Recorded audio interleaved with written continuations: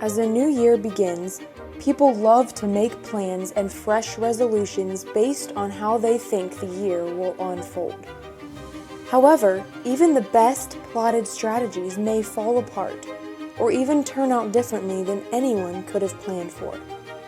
This week in Walk Talks, Jason Dennis deals with this instability by encouraging every believer to meditate on the unchanging truth that God's plans are perfect.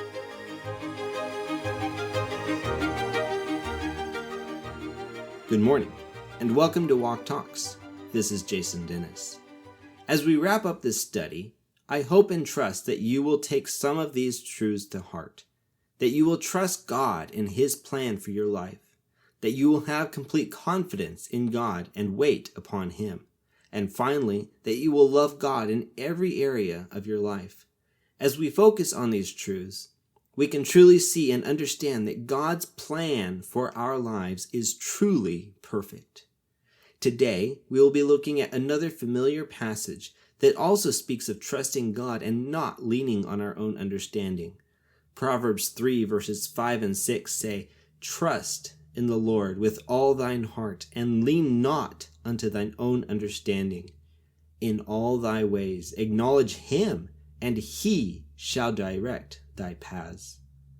We have already gone over placing our trust in the Lord, but something to note here is that it is to be done with all thine heart.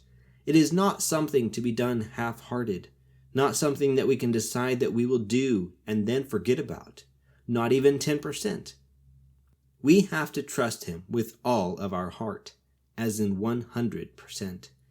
The next phrase says, to lean not unto thine own understanding. We have already kind of touched on this a little, but it is important to realize that with trusting God 100%, there should be no part of our life that is left to trust in ourselves or our own understanding.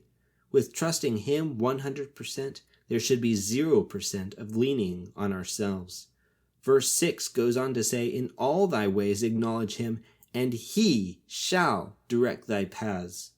Once again, with trusting God with 100% of our heart, our ways should acknowledge Him. Basically, this verse is doing two things.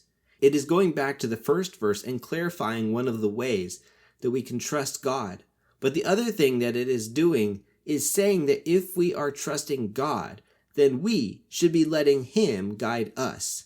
If we are giving our ways or paths to God, He will guide and direct us. God has a plan for your life. You just have to trust Him with your heart and life, and He will lead you and guide you. He just wants you to take that step of surrendering your heart and life to Him.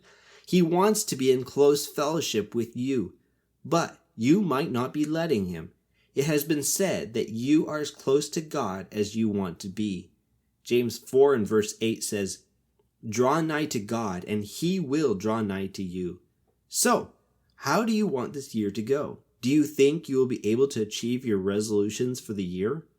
God has a plan for your life for this year. Are you going to let Him have His perfect way through your life? It's up to you. I challenge you to take these things to heart and to trust in the Lord with all your heart.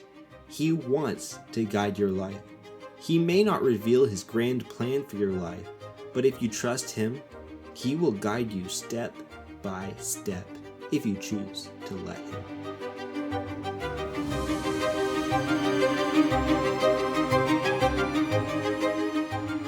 Thanks for being a part of Walk Talks today by listening and subscribing to our podcast.